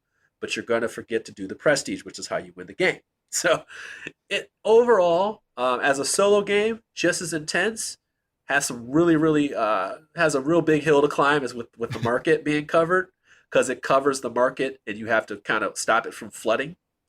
And that's tough. But overall, one player was enjoyable for me. Like I said, just intense, a lot of decisions. And I'm explaining this in a way that makes it sound difficult, but I always try to keep the new players in mind. And at 5-player, it's your own personal chaos, really. I mean, it's your own personal chaos. I would say the downside is, how big is your table, dog? like we're talking like mine isn't big enough, by the way. At 3-player, third round. 3-player, third round. You got 2 rounds to go. You need some elbow room, dog. This is not COVID approved. This is not a COVID approved game. So if we're doing COVID ratings, this is not COVID approved. The CDC would not recommend this game. But what I would say is it is a table beast, and it's good for pitchers that way because it's like a big beast of a game. But you're going to have to use all the corners of your table if you're going to have a bigger experience. And overall, this game is just a fun game to me, but I have to make sure that I say those things because the caveats are there. You're not just laying tiles and having fun. You are laying tiles, and you really, as this ramps up, you're going to have more tiles, and it's going to seem like too much tiles. Mm-hmm. And let's say you start trying to build this engine, because it's like a deck, and you're not getting the right engine, or all the monsters keep coming out at the wrong time because you're not shuffling them well enough. It can be rough, man. I mean, it can be rough. You can have a dud game, and it's your deck against you. But that's it. That's my long-winded answer. So. Sean, how was your experience with this? Because this, as you mentioned, was not one you were excited for. No, not at all. But yeah, I as I was reading the rule book, like Jeremy, I was like, okay, there's more here than I realized. If this were a turn-based game where you just took turns drawing a tile, playing a tile, this would be a terrible game. Like, just really, really bad. Because those individual decisions aren't that difficult. I mean, a lot of times they're kind of obvious, but it's that timed aspect that adds the pressure, ramps it up. And then at a certain point, once you have kind of built up sort of an engine, then you're trying to think, well, wait a second, can I place this here? Do I need to wait to try and draw this tile first, or is it going to come out in the wrong order? It doesn't matter. Who knows? So yeah, there were, for this kind of real time, or maybe not real time, but a timed game, I guess that's also kind of real time. For this timed game, it just makes each decision, what should be an easy decision, feel a lot more stressful. And for whatever reason, I like being stressed out in games. It's not like I'm stressed out enough in real life, but who knows? Don't play this on a bad day. Don't play this on a tough day. Well, and you mentioned the solo game, and oh man, the solo game is rough. Ooh. I really liked it. Yeah. But like you said, you wind up with a ton of monsters in your deck because the monsters are covering the market tiles. And so you have to buy them and bring them into your deck. And it created just some wild situations. Well, skeletons, they stop. Yeah, the skeletons stop. They have 2 stopper sides. Right. So it's like, those get in your deck, you're like, I got to get rid of these piles. And like, that takes away from your buying. And you're like, crikey. Like, but it's fun. That's fun. It is. It is. Yeah, it's fun. That's almost the best mode, and to me, at least. That was almost the best mode, just because it was that intense. Yeah, I really liked it solo. I liked it solo. I wound up playing it 3 times solo, and had fun with it every time. Your deck gets massive solo. I mean, it was just super hard. It was super hard to manage.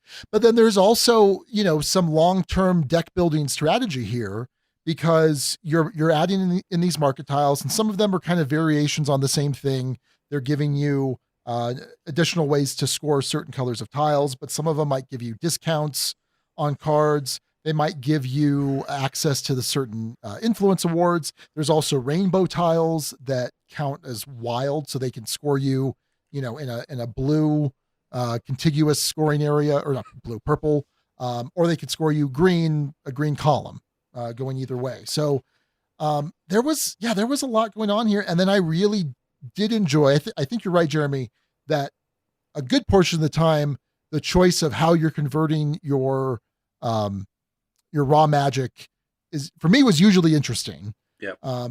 But then there might be other times it's like, well, yeah, it's a no-brainer.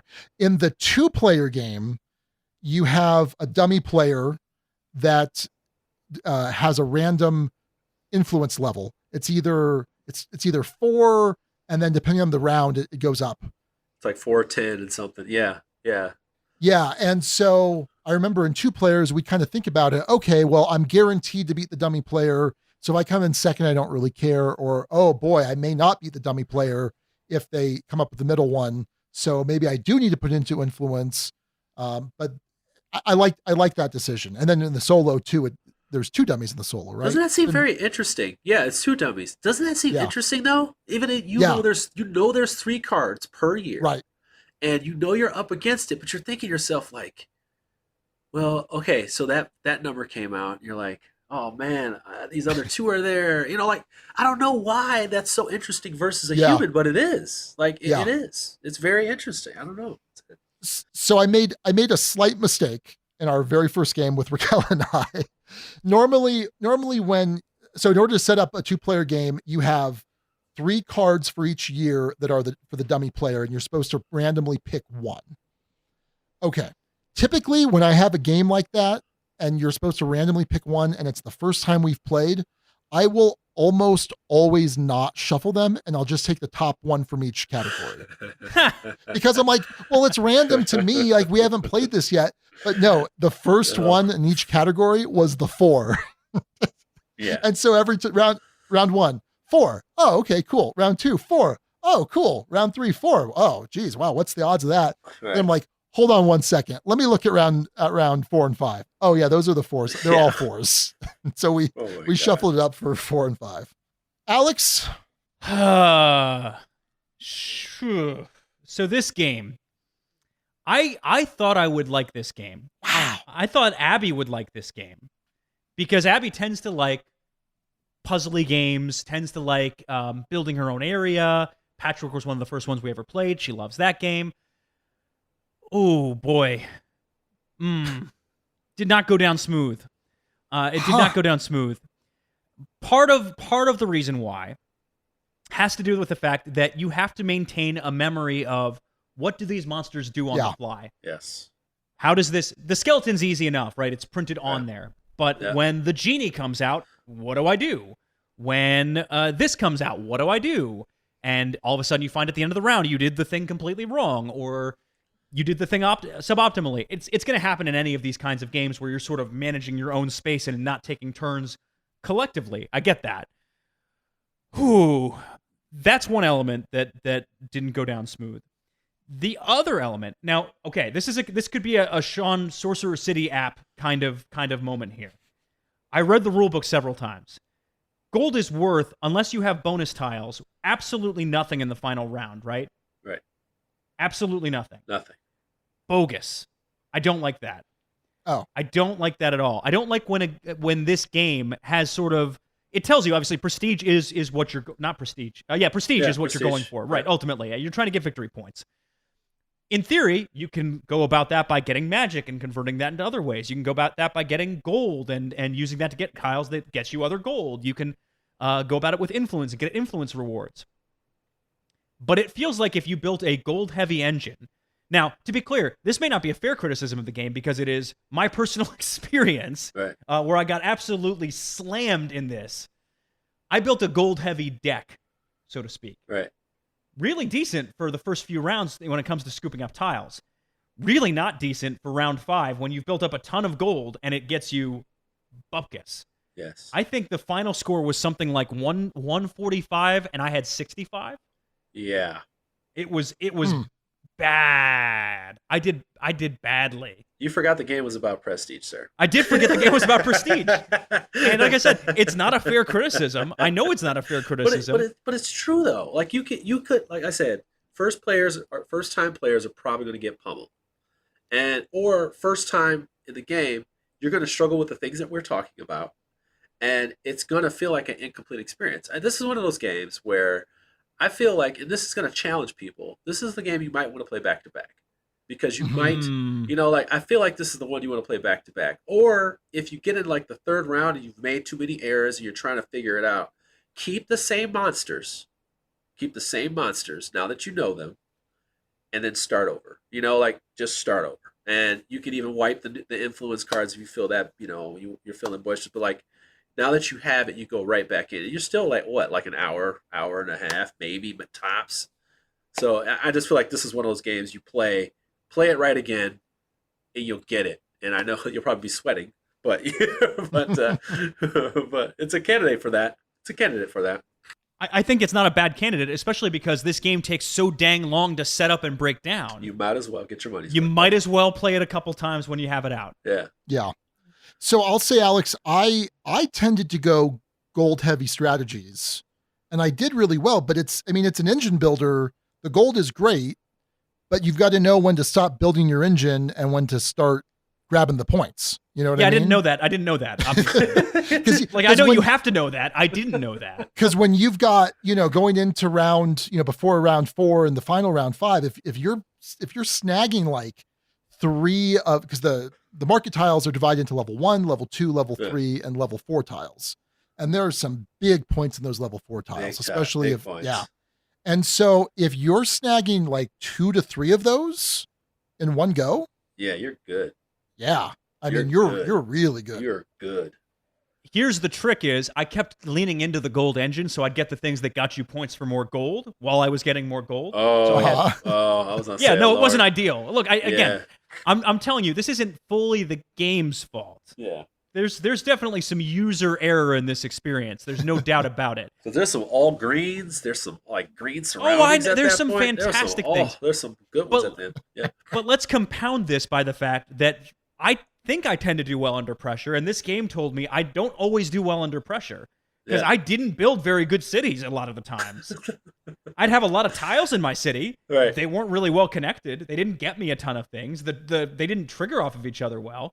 So I did a bad job repeatedly with this game. The solo experience didn't do particularly great either in this one. I'll throw out there. And this may not be the fault of the game, right? Like, the game doesn't tell you gold is as valuable as prestige. It explicitly says it isn't, even though they're on the same track side by side by side by side. But by the time you hit year 5 and you've just built all gold, and then all of a sudden you realize, oh, I'm an idiot. Not a feel-good moment in these kind of games. Not a good moment. And so ultimately, I think there's a lot of good here, right? This real-time city building. The monsters are interesting. The card rewards, that system of I pick the one I want, and then you get kind of the leftover if you're in third place. I think that's all a really nicely built system. I didn't have fun with it. That's the problem. Okay. Like ultimately I can see the merits in the design. I didn't enjoy it, especially for the amount of time it takes to, again, break it out, sort all the tiles, get the thing set up, get it ready to go. I would find myself, it would be hard for me to want to play this again just for that reason, because the barrier on that side is too much. Okay. And then the experience itself, especially as you mentioned, when you're teaching new players, it could be a really rough ride that first game or two. Yeah. Okay. And I don't know. So that's where I'm at with gameplay, though. Any other thoughts on in this section before we move on, gents? Let me just say this too. The theme of the game. That's next. Yeah, that's up next. Oh, okay. So the theme of the game. What are we talking about? Can we move on? I mean, what are we talking about? Are we shooting spells? What are we doing? What are we doing? Yeah. Where's the city? Where is the city? Can you show me the city? Can you? I know there's monsters. I still need to see the city. I know there's, I don't know. Like, I mean, I guess if I've looked deeper into the monsters, are they doing what the monster would do? Right. I didn't care enough about that to look at it that way. Like, is the Kraken doing Kraken things? Is the Golem doing Golem things? I did not pay enough attention to it, but I'm sure there are some things that are very, like Lich King brings out the more of the skeletons. Okay, there you go. Got it. Like the dragon's going to knock out something. I get it. Like, okay, it burns a tile, that kind of thing. I get some of those. It's just that, like, overall, this is another thing. I'm not a theme guy. So I immediately did not feel like I was into a theme, so I decided to dismiss it and just keep playing and play the game for what it's worth. Because I'm a gameplay over everything person. You can't blind me with components, art, none of this stuff. You got to make me care about the theme. This game did not make me care about the theme. Although it does sell the theme. It just tries to sell it to you. I wasn't buying it for that. No, I agree with you wholeheartedly. I didn't buy the theme. It wasn't anything I felt like I was experiencing or living in. I didn't because since you're playing it at the same time, you're too busy rushing to lay these things out to actually care. Right. And it's not like the thing you build at the end of it. It might be a really cool engine. Like, you might have gotten a lot of points out of it, but it's not some sort of pretty interesting, strange thing. Like, oh, look at this. I put the bakery next to the lawyer's office, and now the lawyers are going to be fat for me. All the like, I don't know. There's ways that sometimes in city building games you can get stories that will come up. You know what it is, and it's not the fault. It's the fault of the game only because of what they're doing with the color scheme. But it's like, like if it was like, what is that, Between Two Cities, where like every tile looks like something, like looks like the building or a window with shutters or this, like that's not what this game can't do that. It can't do that. So I don't want to hold it accountable for something. No, like that. It can't. But it's just like, but once again, like if I looked at it and it looked like a city somehow, then I would be more into the thing of calling it Sorcerer City. So outside of the monsters, like I get no Sorcerer City. I get purple, gold, red, green. Like that's what I get, so. And then like the swirly tiles, what are those, magical portals? I have no idea. Like the rainbow ones, is that magical portals? I don't remember. Let me look in the book to find out if it's a magical portal. Like I don't feel. No, I'm serious. I need somebody to tell me this is a magical portal. Like, and I'm looking at this big city that's up in the sky, and the thing, and I'm like, yeah. And then when I open it up, I'm like, yeah. So even the crests that are around there, like the crests that are in the middle, I don't know. Like, I don't know. Like, is that? I mean, the marketing icons and stuff, I guess. I don't know. So Not much going on there. I know there's a couple pieces of artwork on there that like signify armor and things like that. I don't know. There just wasn't much to make me feel things. I will say, this is sort of vaguely a thematic point. Jeremy, I don't know. Are you too old to have been super into Pokemon, or No, did you get into Pokemon? Yeah, I got a Pokemon. Yeah. Okay. The TV series or just the game? Both. Okay. There's in the original TV series, there's a song that goes like, "We're on the road to Viridian City." Yeah. I can't sing very well, but anyway, that's the song. For some reason, this game kept evoking that song for me, and so like during it and after playing it, I had to go onto YouTube and play this objectively not very good song from the Pokemon TV series soundtrack about Viridian City, the legendary location from Pokemon Red and Blue. Instead of the app. Yeah, exactly. Instead of the app. Yeah, no, I didn't care. I didn't need the app. I just needed that song. So, and also it lends itself to "Take Me Down to a Sorcerer City." Like, like there's so many different songs that this evokes. Yes. I don't know if you can give the game credit for that. Yeah, you need to other get than the it's app, a good guys. name. You definitely should have downloaded the app. Yeah. Yeah, Sean. Well, helps if I can spell sorcerer correctly. Yeah. Yeah. But yeah, for the most part, I'd agree. Like it's an abstract in a lot of ways. It is. And that's fine. I think that's totally fine. I think even Voluspa, I didn't feel like I was amongst the Norse gods.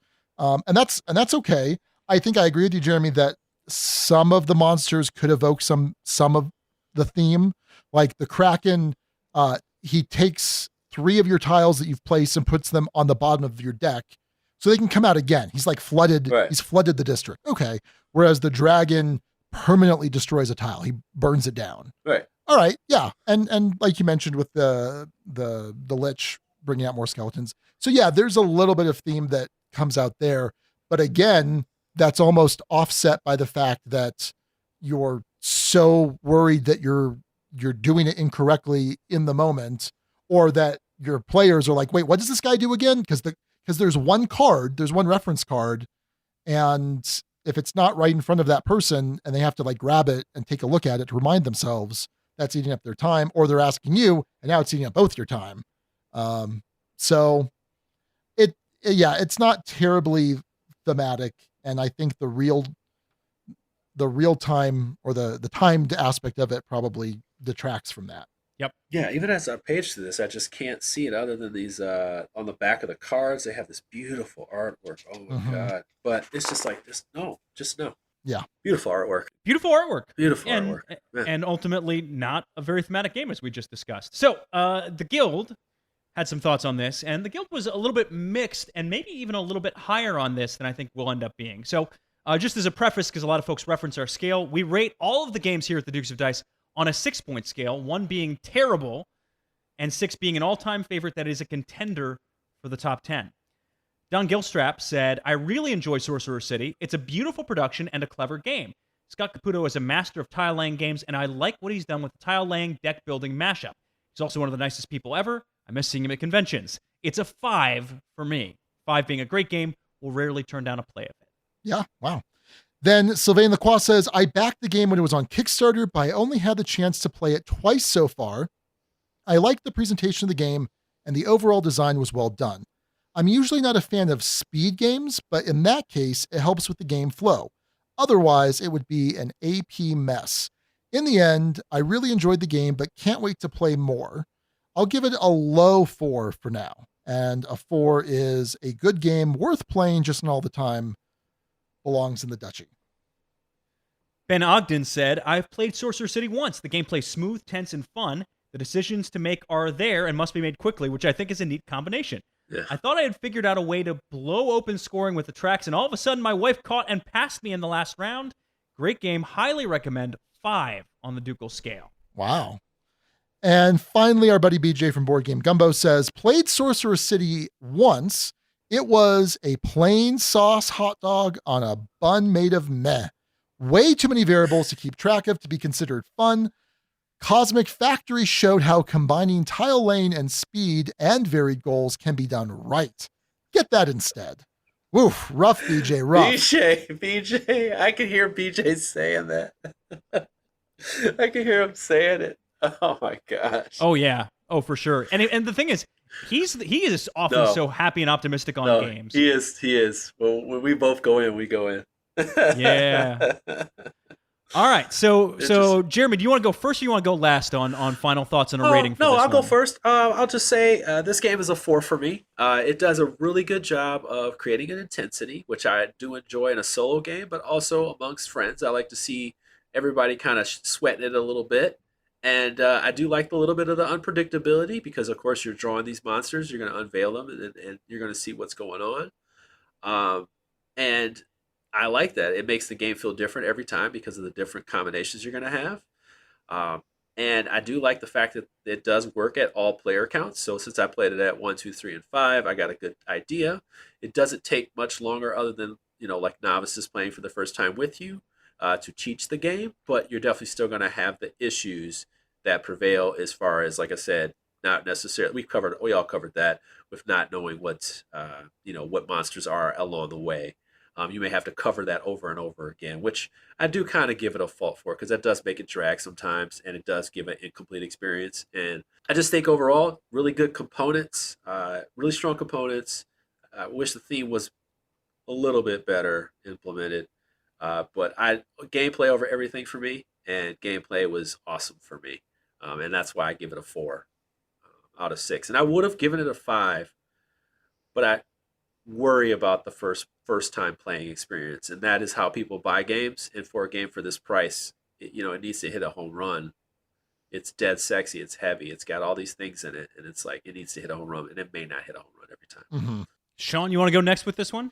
Yeah, so this I kept thinking while playing this game that it reminded me in a sense, and it's going to seem like a bit of a stretch, but let me get all the way. Castles of Mad King Ludwig. Now, very different games. Castles is not timed. There's not there's an auction. There's an auction that you're doing, but there's the similar tile lane, scoring points for different things. And Castles of Mad King Ludwig, I think, is a good game, and I love playing it on my iPad. I love the app implementation. I can't stand playing it in real life because there is so much AP when you're setting the auction, when you're setting or deciding, what you're going to buy, and the AP just kills it for me. It's just, I get so sick and tired of waiting for my turn, but I'll play it on the app all day. I think it's a great design. And so when I play this, I get a similar feel, obviously without the auction, without the weird room shapes, which is a nice quirky thing that Castles has going for it. But it just kind of scratches that same itch. And I'm playing it kind of in the same length of time I would play Castles of Mad King Ludwig on my iPad. So that's just something I was kind of thinking about. As I mentioned with my quarantine caveat, this was only played at 1 or 2. I would suspect that I'd still enjoy it some of the higher player counts. I'm not typically crazy to play games at 5 or 6, but I don't know. I'm curious to try this with higher player count in the future. I can see myself playing this solo. I'd probably play 2 or 3 rounds of it back to back to back. In fact, the last time I played solo, it was 2 games of it. Yeah. Because why not? I want to give this game a 5. 5 is a great game. We'll rarely turn down a play of it. But I didn't say I'm giving it a 5. I said I want to give it a 5. But I can see myself a year from now on our Duke's Double Take saying, it's really not a 5. And here's why. I think it's a 4. A solid 4. A good game, worth playing, just not all the time, belongs in the duchy. And I think that's because of not so much the setup, but the breakdown. There's some to the setup, but really it's that breakdown because you have all of these Market 1, Market 2, Market 3, Market 4 tiles mixed into your deck that you've got to separate. You got to separate out the monsters. You got to make sure that you've got the right number of the monsters, that they're not accidentally mixed in with one of the starter decks. It reminds me of breaking down any of the legendary games, Marvel Legendary Aliens, whatever, where it's like, man, I really love this game and it's great to play it, but man, that breakdown is just a bear. Yeah. And so that, I'm not saying that by itself takes it from a 5 to a 4. But I don't see myself having the same level of enthusiasm for this game a year from now. But for now, it's a very solid 4. And you know what? I'm going to just piggyback on Sure. just exactly what you said. You know what it is? I think this is a good game, and I think it's a fun game, but I won't stick out my neck all the way for it. Sure. And when we get to 5s and 6s, before we start throwing those around, we're talking great games. Yeah. This is in the hall of good and not in the hall of very good. And I wouldn't even tell you if I was saying, hey, like, should I get it or not? I'm like, yeah, I just want you to know that there are these things. And, you're going to have quality and you're going to have a lot of variability, but you got to set it up, and break it down. And, if that's not your jam, or if you want a tile laying game, it could be, longer, or it could, like there's all these little things. And it's like, I can't say great. I can't say very, very good, and go, no, you got to check this out. This is, this is whatever. I would say, like Whistle Stop's good too, so, like that kind of thing. So yeah, it's right there. It's just not a 5, just not a 5.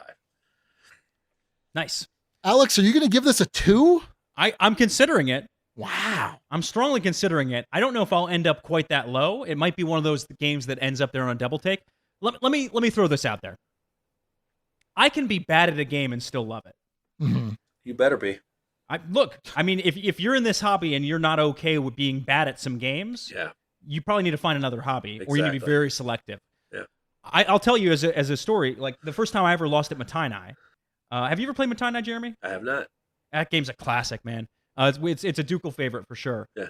I lost on basically not fully understanding how scoring works at the end of the game. I thought I had the game won. I triggered game end, and I just got bamboozled.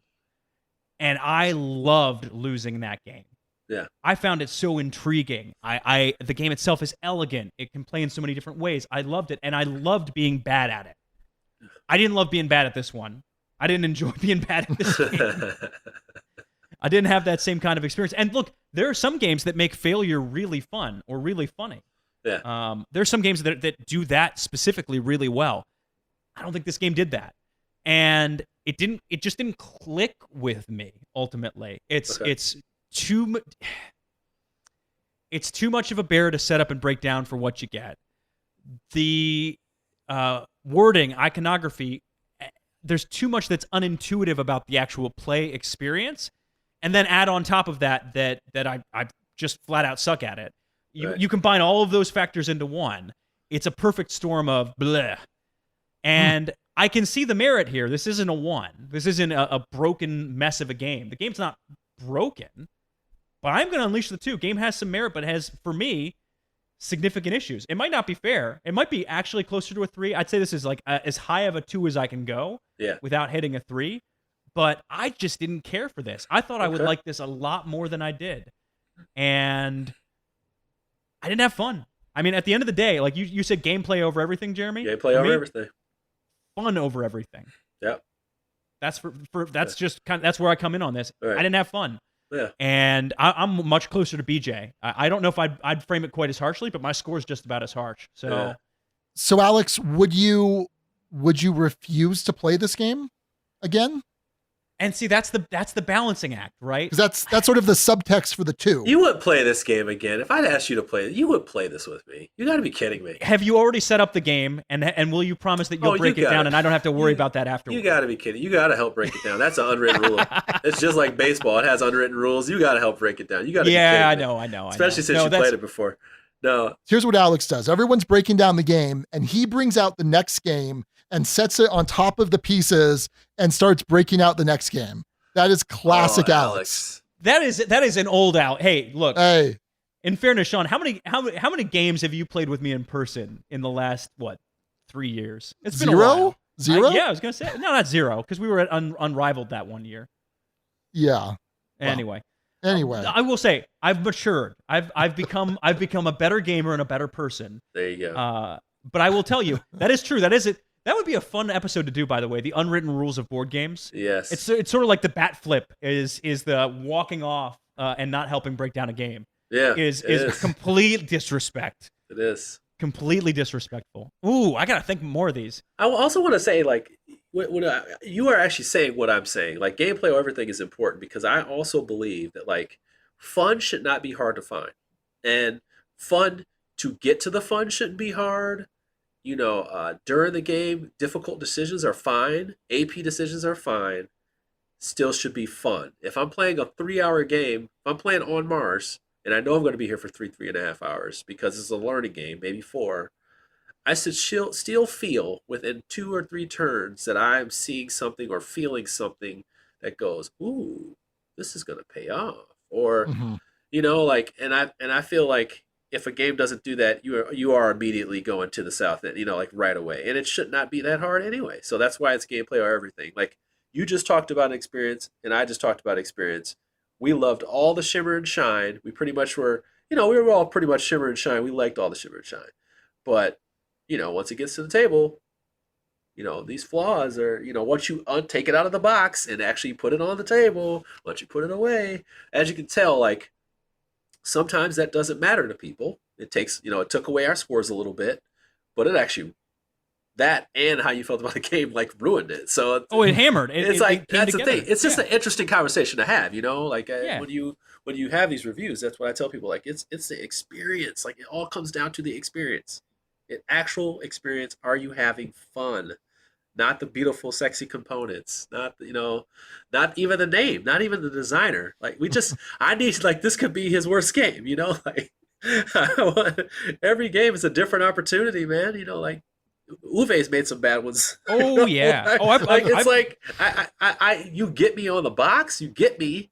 Skal Caputo is a tile laying god, but, like, it could have been a complete miss, and it wasn't a miss for me. I liked it, but for you, woo.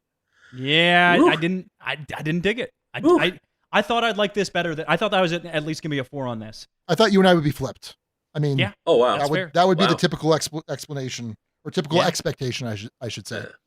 Yeah. Anyway, and we know from surveys, 85% of the guild are Sean gamers. So you're probably gonna like this if you listen to this episode. So just gonna throw that out there. Anyway, cool. Well, that's our review of Sorcerer City. Jeremy gives it a 4. Sean gives it a 4. I give it a very high 2. You are listening to the Dukes of Dice, proud members of the Dice Tower Network. For other great shows in the network, check out dicetowernetwork.com. Back to Alex and Sean for this week's Dukes Double Take. Dukes Double Take time. We're looking back at episode 204, Rue, R-O-U-X, the day. We partly called it that because we were talking about the game We're Doomed, but partly because BJ from Board Game Gumbo joined me and hopped in and reviewed, and of course you had to get that little bit of Gumbo flair in there. So, We're Doomed. Have you played this game, Jeremy? No, I have not. I remember when Peter of Breaking Games told me about it. I was going to play it. I watched a game of it. Which was pretty crazy. It's pretty crazy to watch, especially because it was actually people they corralled and got to the table. So it was like, I think that's the way you want it to be. It's like, hey, we're gonna play this game, and you don't even know what you're about to walk into. And I watched most of the game, and I was like, oh, that seems crazy. I like that. But Breaking Games does a lot of these type of games, so a lot of these type of experiences for gamers, I should say. Not these types of games. They do a lot of experiences like this. Getting a lot of people to the table, getting a lot of families to the table, getting people at parties or get-togethers, these type of games. And this one right here seems to be amping it up a little bit. Not your Sparkle Kitty. Not your Sparkle Kitty. I feel so bad for this game because it is the quintessential convention game.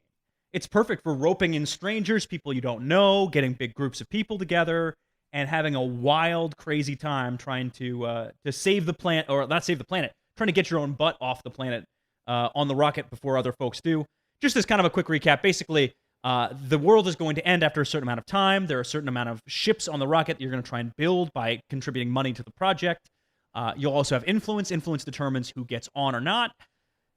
Those are the base rules. Everything from there just goes haywire. There's so many different of these cards that are either secret cards or read out loud. The game is nutty, perfect madcap fun, best suited for a convention or a really rowdy game night. And unfortunately, this year has not been high on either of those two things for the most part. So at the time, I gave this one a 6. I said, I have played it a billion times. As of the time of this review, I played it so many times at the convention I first played this at. Works every time I've played it. It might ultimately wear out its welcome. I don't care. I had too much fun playing this to care. BJ gave this a 4. He said, would I buy it? I don't think so. But it's a good con game. So that's where we were at the time. Let me just throw in there, because if you recall, this was actually at Dice Tower Con last year that you guys recorded this. That's right. When Philip Millman of Baseball Highlights 2045 first mentioned fame was on the podcast. I beat you there, Alex. You did. And then the following episode was actually last year's Sean Con, where I got to play it for the first time. By the way, no Sean Con this year. And I think I gave it a 2. You didn't like it. I didn't like it. And we played it together. We played this together at the tail end of Sean Con. Yeah. And I think you didn't like it any better after we played it together. No. And I still am absolutely in love with this game. I don't know what to tell you. Like, I treasure those kinds of unique experiences. If a game can make me remember it, can make me remember a unique play. I remember a specific play of this, and this is sort of a spoiler for a card. I don't think it's a huge deal, but basically, there's one that says, if you touch a phone, any sort of cell phone, you are immediately eliminated from the game. And I remember someone drew that card, realized they didn't have the influence to do much, picked up their own phone, eliminating themselves, and then tossed it to another player who caught their phone, eliminating them. Oh my God, dude. This game has so many of those kinds of moments, though. Well, that's the thing. It felt like Coup, which is a game that I love, but wacky Coup. Mm-hmm. You know what I mean? and I like the cleanness of Coup. I like the it's almost deterministic, but there's a little bit of variables that can get mixed in. But this was just a wackier version. Well, but here's the thing. Like, you have other moments, like there was a player, like an AI player that got created, and the AI player could do nothing but collect influence. Well, folks kept dumping resources out of the rocket. The rocket didn't get really well built. And sure enough, the only player who boarded the rocket at the end of the game was the non-player. Like, you have finished, like, I remember so many of these unique individual plays in this. I loved it. And it's the game itself is not much of a game, but it's a lot of fun. Like, the cards themselves lend themselves to a ton of fun. And I've played this even at 4 players, which is not a recommended count for this typically. Still really dug it. Still really dig this game. And so, yeah, ultimately it remains a 6. I've played it since. It's ingrained itself on my mind. It isn't moving anywhere. This is absolutely a contender for the top 10 for me. Just because of the experiential level of gameplay, the wackiness, the nuttiness, the amount of times I can remember it, and yet the simplicity. It's easy to get new players to the table with something like this. I absolutely adore this game. So, BJ, by the way, had his own double take on this, which he says, it's still a solid party game, better in a con setting with a lot of people, and healthy mix of vets and new players. If it were a Jefferson Starship song, it would be No Way Out. Solid hook, but not most people's favorite in the genre. Oh. There you go. I like that. Yeah. I like that. So that's a look back at We're Doomed. Sean, I'm assuming your score doesn't move. You still don't care for this. No, I would play this with you, Alex, if you begged. Okay. Both knees begging, I'll play it. That's not on the scale that way, as far as I know. All right. Well, I'm just saying it's still a 2. I will play it. I guess that has to be in the right situation, a very specific. But I got rid of my copy. I sold it at a gamer's garage sale, and I have zero desire to play it again. And I like, there are plenty of party games and sure that I like, but just wasn't one of them. All right. Well, that's going to just about do it for the Dukes of Dice. Before we go, though, we have the best of the rest, the honorable mentions, the names that Jeremy Howard said were not good enough to be the name of this episode. It's all Jeremy's fault. He picked this. So first up was Jimmy DM90 with Outsourcering, referencing the fact that we outsourced our other seat on this episode to someone else to help fill the void, so to speak, and chime in with a fresh take, fresh perspective. And then Blaine Miley suggested Real-Time Jambalaya to reference Jeremy's blog and YouTube channel, and also, of course, the real-time nature of the Sorcerer City.